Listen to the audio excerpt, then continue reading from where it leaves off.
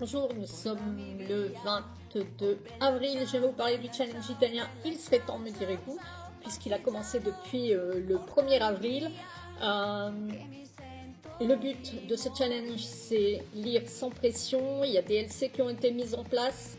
On a commencé par la LC de Milena Agus. Alors certaines l'ont lu, d'autres non, d'autres l'avaient déjà lu, ou d'autres ont choisi d'autres lectures italiennes. Le but de ce challenge, c'est de lire ce que l'on veut quand on veut. Il se déroule du 1er avril jusqu'au 30 juin.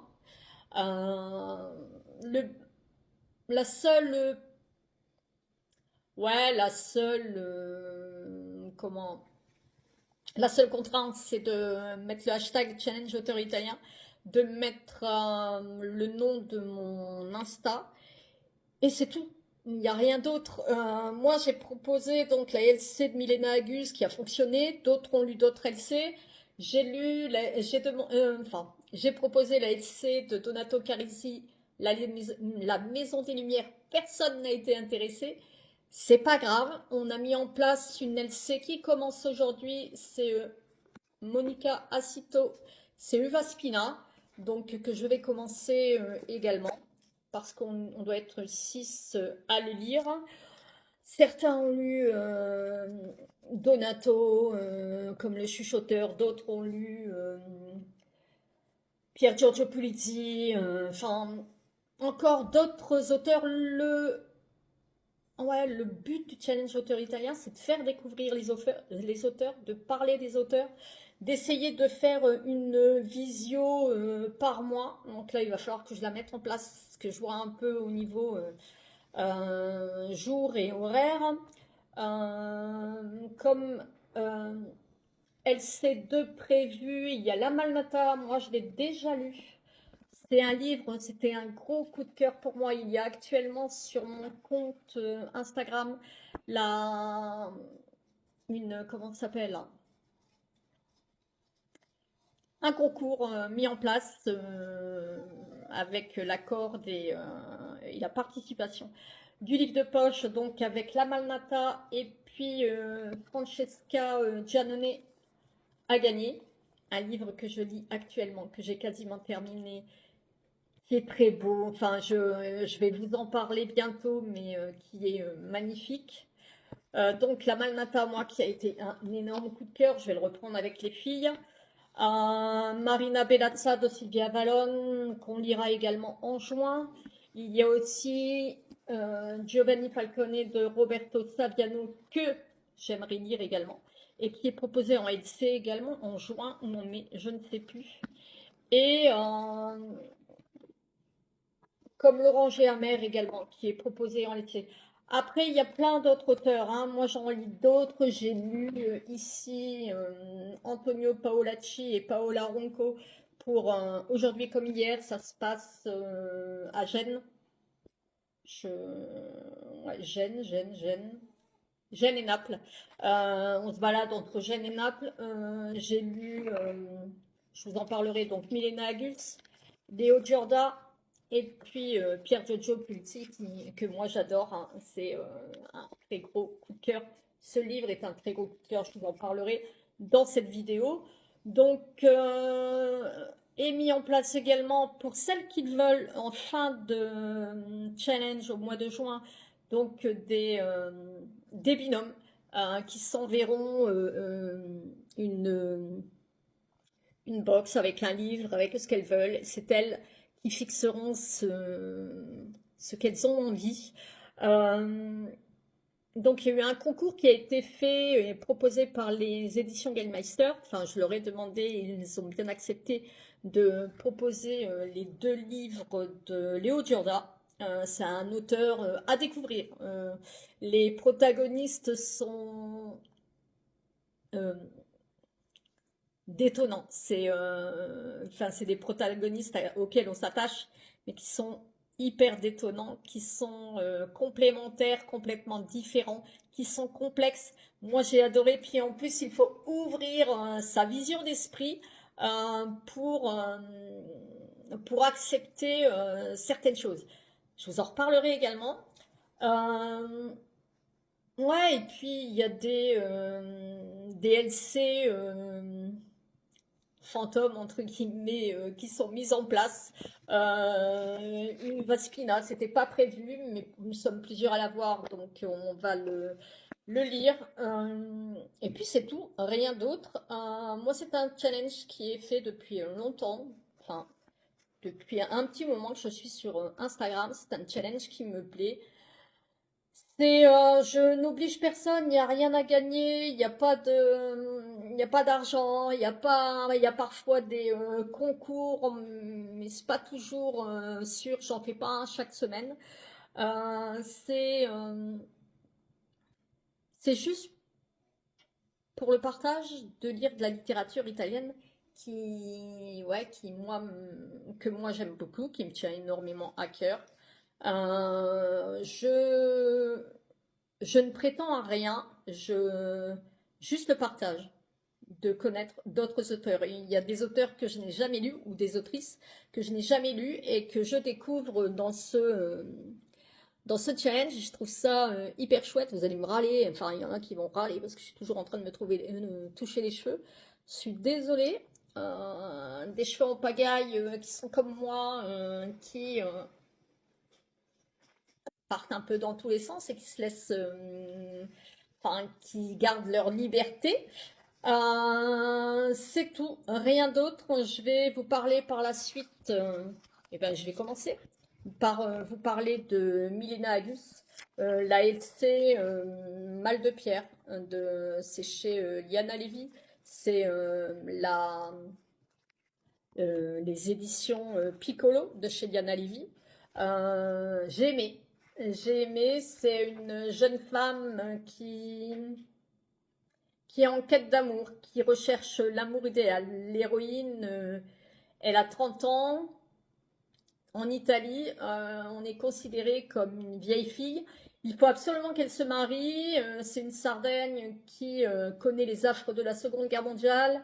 Et cette jeune femme de 30 ans finit par épouser un homme taciturne plus âgé qu'elle, qui lui a été imposé par sa famille. On ne peut pas dire que l'amour soit au rendez-vous.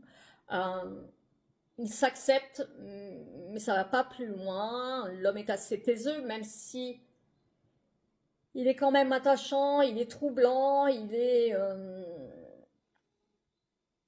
ouais, c'est une Italie après-guerre, c'est une Italie où la femme est encore considérée comme celle qui s'occupera de la maison, qui s'occupera des enfants. Euh, Elle ne trouve pas dans cet homme le grand amour. Elle ne trouve pas dans cet homme le, les papillons dans le ventre, ce qui lui fait aimer l'amour. Et cet amour, elle va le rencontrer en allant faire une cure, parce qu'elle a le mal de pierre, et le mal de pierre que l'on peut aussi considérer comme mal d'amour. Mais elle a des calculs rénaux, il faut qu'elle aille en cure, et là, elle va rencontrer le grand amour, celui qui fera battre son cœur, un rescapé de la guerre qui souffre du même mal qu'elle. Et, et à deux, ils vont connaître cet amour qui va les faire vibrer. Malheureusement, ils vont devoir se séparer. Et c'est la petite fille qui est la narratrice, qui raconte ce cheminement sur plusieurs décennies, un cheminement où au fur et à mesure on va découvrir des zones d'ombre. C'est euh, c'est un cheminement où finalement, moi j'ai lu la fin deux fois. Le dernier chapitre, je l'ai lu deux fois pour bien comprendre ce que j'ai compris. Donc c'est la petite fille, donc la narratrice, qui va découvrir le cheminement, qui va faire ce cheminement complexe de cette grand-mère qui est ô combien trop libre pour ses années, où les femmes effectivement devaient se soumettre à l'homme et aux décisions de la famille.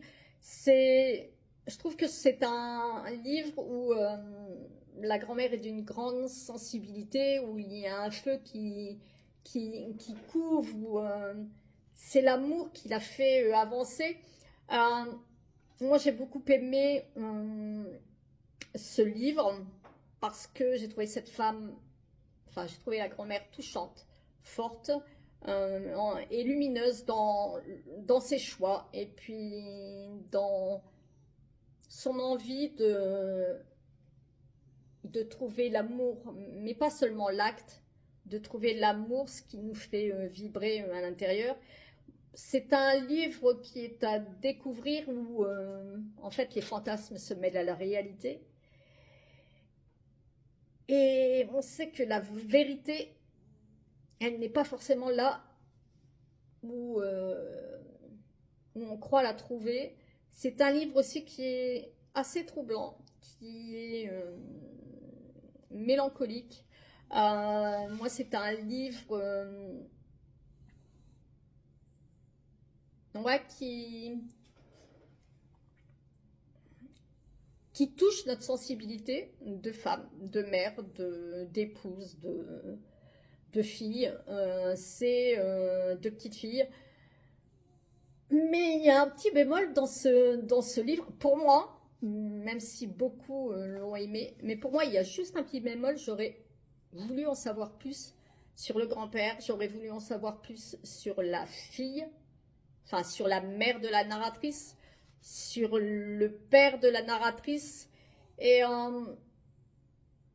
sur ces sentiments qui, qui accompagnent cette folie, entre guillemets, parce qu'en Italie, encore dans ces années-là, quand on ne comprenait pas la femme, on disait qu'elle était folle.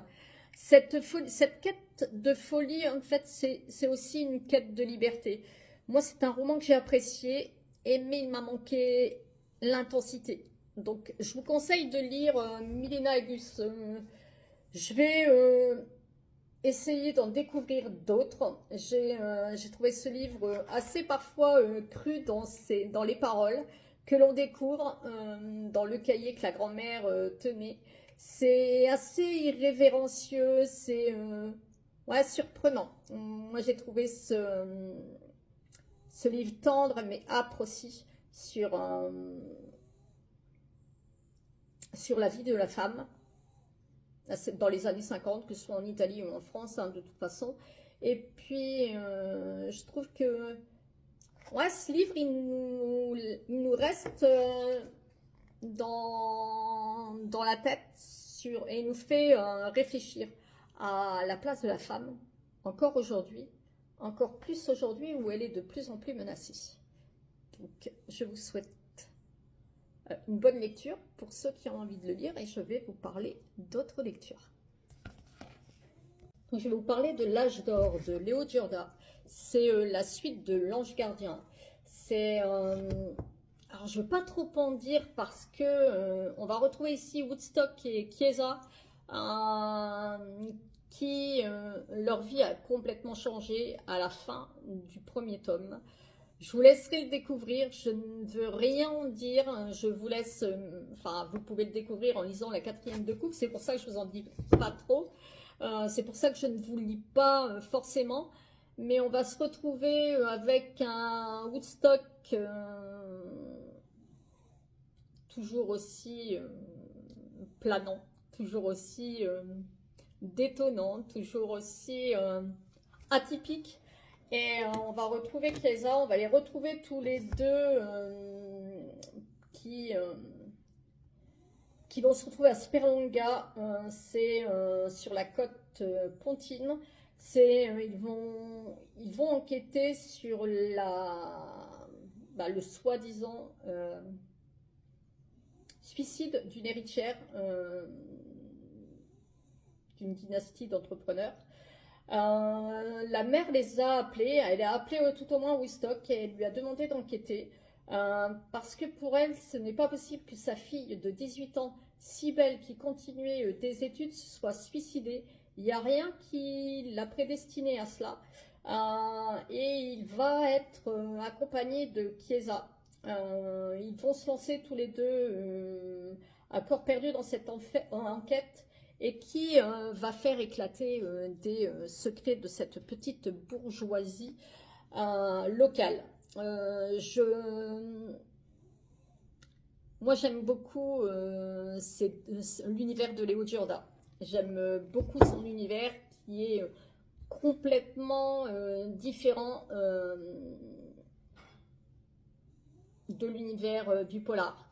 C'est une enquête classique, mais en même temps avec sa patte à lui. C'est un univers totalement différent et un univers qui est un peu... un univers donc qui est pétillant, truculent. Il bouscule les codes.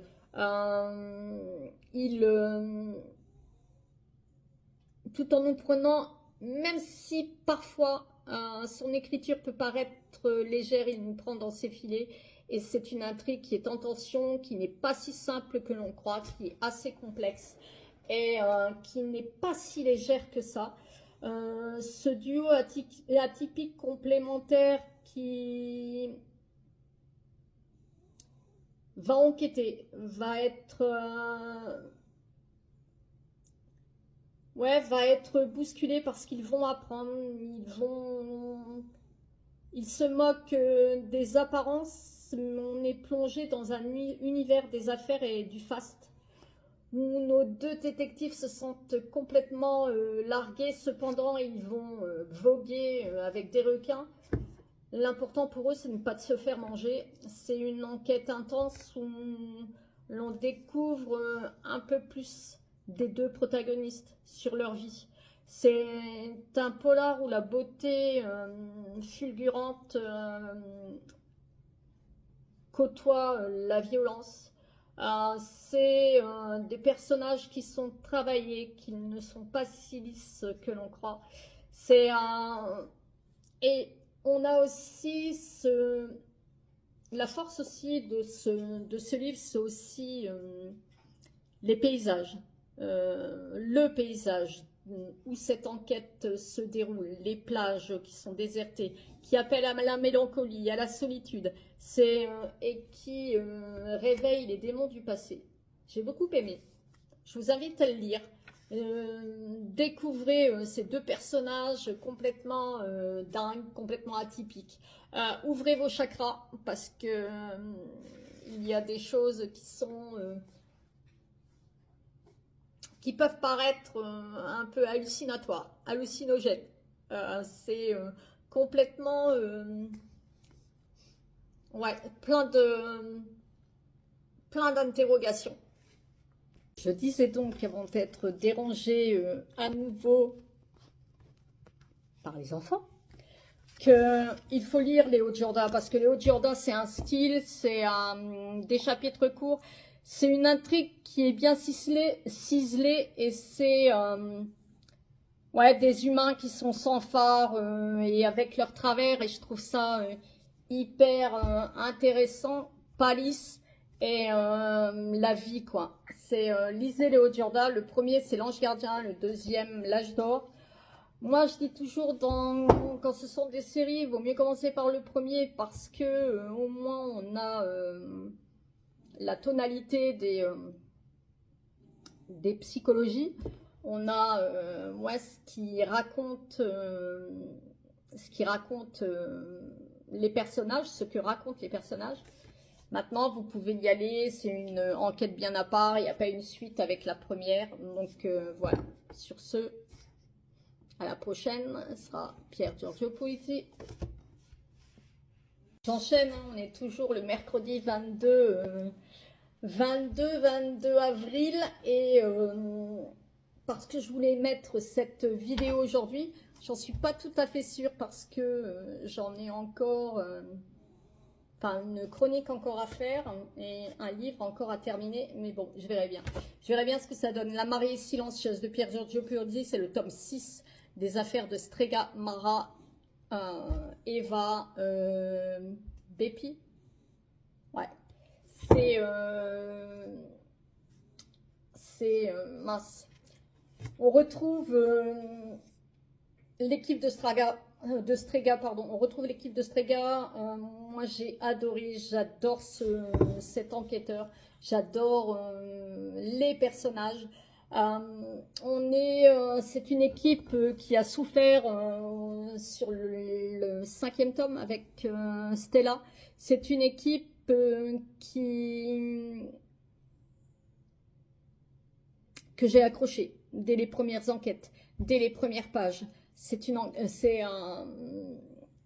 édité chez Gallmeister. C'est le tome précédent les a laissés, nous, en tant que lecteurs, nous a laissé pantelants parce qu'il y a eu un retournement de situation que vous allez découvrir aussi, enfin, que l'on sait, mais c'est la suite logique. Et c'est pour ça que je dis qu'il faut lire par le premier tome, qui est ici Le Chant des Innocents, pour comprendre Strega. Et ensuite, avec les enquêtes de Mara, Eva, Bepi. Et pour comprendre leur psychologie, pour savoir qui ils sont, leurs blessures, parce qu'ils ont des... Enfin, ça... Ouais, il y a des cicatrices qui s'ouvrent parfois. Ici, l'équipe traverse une mauvaise passe, mais pour Italo CU, un vieil homme de plus de 75 ans, ils vont se souder, ils vont se retrouver pour rechercher l'assassin de sa fille qui n'a pas été retrouvé il y a 8 mois de ça. Sa fille a été retrouvée assassinée dans une robe de mariée bien trop grande pour elle, donc il ne lui correspondait pas. L'enquête a été classée sans suite parce qu'il n'y a personne n'a été arrêté. Et Italo CU, le dernier rempart pour lui, c'est d'aller trouver Strega et son équipe. Il est tombé sur Bepi qui a eu, ça a réveillé quelque chose en lui. On va comprendre pourquoi cet homme jovial, cet homme qui se... Alors Bepi, hein, un enquêteur de Strega, pourquoi en fait il se venge dans la nourriture, qu'il a des pulsions boulimiques, et on va comprendre pourquoi, et le fait d'être confronté à Italo CU va réveiller ses blessures, ses cicatrices. Et je l'ai trouvé très, très émouvant, très touchant. Pour Italo, la seule raison de vivre qui lui reste, son petit-fils, Pepino. C'est son petit-fils, et sa seule raison de vivre, c'est retrouver l'assassin de sa fille. On va être entre Milan et la Sardaigne. L'enquête, elle est complexe, bien plus que l'on ne croit. Parce que dans le même temps, il y a des femmes qui se font, à Milan, qui se font agresser. On n'arrive pas à retrouver les agresseurs, on n'arrive pas à tomber sur eux, on n'arrive pas à faire le lien entre ces agressions. Et en haut lieu, on demande des résultats. Il y a... des tensions, et Strega la police va être sur ces enquêtes, toutes ces enquêtes, les heures sup s'enchaînent pour Bepi, pour Strega, pour la police entière, parce que ils n'arrivent pas à mettre la main sur ces agresseurs sur ceux ou ces agresseurs qui font vivre un cauchemar aux femmes, qui les défigurent, qui les agressent, qui les humilient. Est-ce que les deux enquêtes entre la fille d'Italo CU, qui a été assassinée il y a 8 mois, et les agressions actuelles, est-ce qu'elles vont se relier? C'est tout l'intérêt de lire ce livre. Parce que au fil de l'intrigue, on va être peu à peu dans ce qui est de plus sombre, dans les abîmes, l'obsession, la violence des hommes et la haine pour la haine des femmes. C'est une société qui hait les femmes, qui veulent remettre les femmes à leur place. L'équipe, elle va se retrouver au cœur de l'enquête, chacun traînant ses blessures, ses problèmes personnels, professionnels. Mais malgré tout, leur seul but, c'est de retrouver l'assassin de la fille d'Italo. C'est de retrouver ses agresseurs.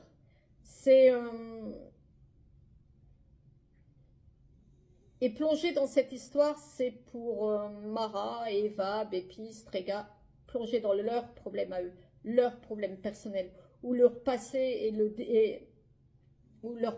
leurs démons remontent à la surface. Il va falloir qu'ils fassent aussi avec ça, et il va falloir qu'ils luttent avec ça. Et c'est hyper captivant, c'est hyper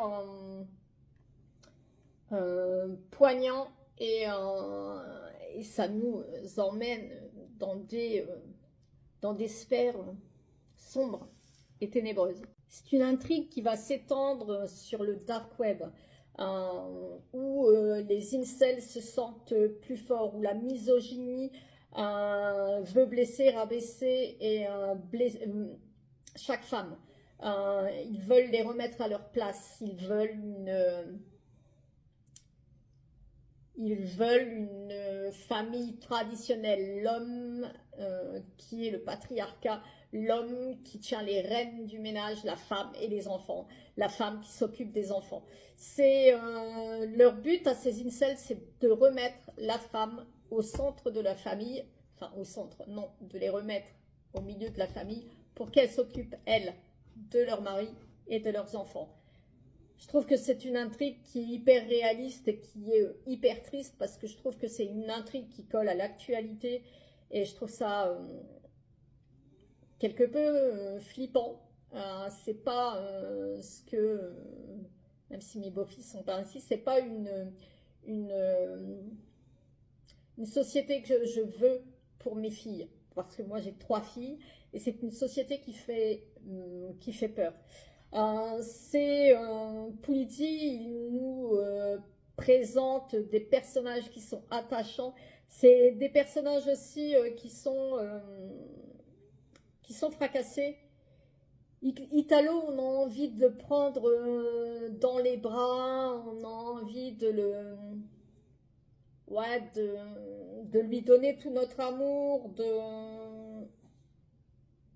de lui dire que ouais, ça va aller, on va le retrouver, le meurtrier de ta fille, sauf que c'est pas sûr, ce n'est pas certain, et que rien n'indique que l'équipe de Strega va le retrouver. J'ai trouvé ici aussi dans ce livre un Bepi qui est attachant, émouvant, on découvre le passé, ses blessures, et derrière sa façon, comme j'ai dit tout à l'heure, d'ingurgiter la nourriture,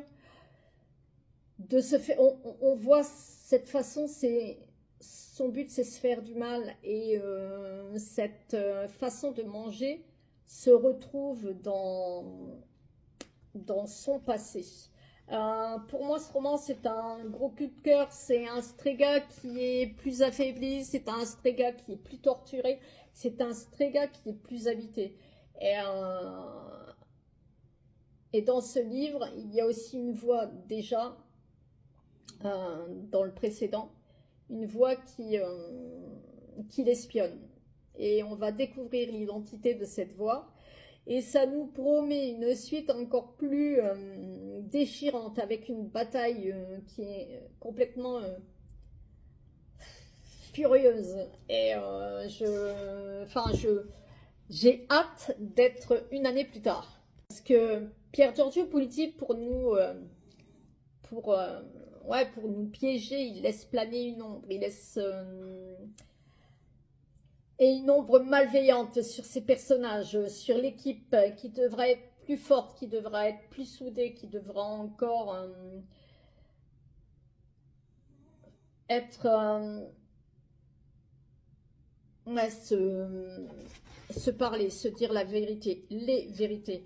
Moi, cette enquête, c'est une enquête complexe qui a été beaucoup plus émotionnelle, qui a été éprouvante émotionnellement. C'est une intrigue qui est magnifiquement bien ficelée, moi qui m'a ravie de par son thème.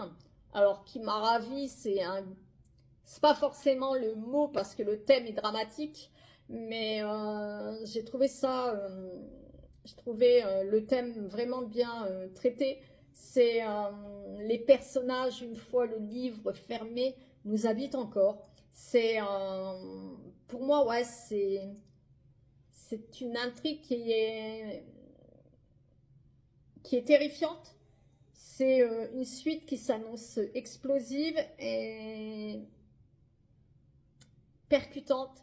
C'est un livre plein d'humanité et moi c'est un gros coup de cœur. Lisez Pier Giorgio Politi, franchement. Alors il a le premier qu'il faut lire pour comprendre Strega, c'est le chant des innocents. C'est sa première enquête et on comprend Strega, on comprend ce qu'il est. Ensuite, pourtant c'est le premier qui est sorti chez Gallmeister, c'est l'île des âmes. Donc le premier, lisez absolument, le chant des innocents, l'île des âmes, l'illusion du mal, la 7e lune, c'était là. Il y a les enquêtes de la librairie des chiens noirs, qui est plutôt, ouais, qui est un personnage aussi atypique, et puis caractériel. Et je dirais que c'est plus vers le cozy mystery. C'est une autre façon d'appréhender le polar. Et les librairies des chats noirs, c'est plein de références à des maîtres du polar français. Et j'ai trouvé ça vraiment bien. Découvrez Pier Giorgio Politi. C'est vraiment un très grand auteur. Il faut compter sur lui. Le livre que j'ai quasiment terminé, je vous en parlerai plus longuement. Finalement, je referai une autre vidéo parce que je n'aime pas quand ça va au-delà de 30 minutes. Moi-même, je vais jamais au-delà. Quand je regarde une vidéo sur YouTube, je vais jamais au-delà de 30 minutes. Je vous parlerai de La Porteuse de lettres. Moi, je trouve que c'est un livre très sensible. C'est un livre plein d'amour. C'est un livre sur la liberté de la femme. C'est un livre qui raconte l'amour fraternel, l'amour d'un homme et d'une femme, l'amour aussi secret d'un homme pour une femme, et même des non-dits, mais on sent quelque chose qui les relie. Et puis c'est aussi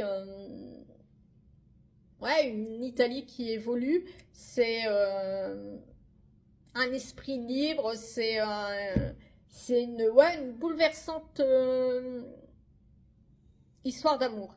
Et malgré les drames, les désirs inassouvis, l'ambiance qui règne hyper lumineuse.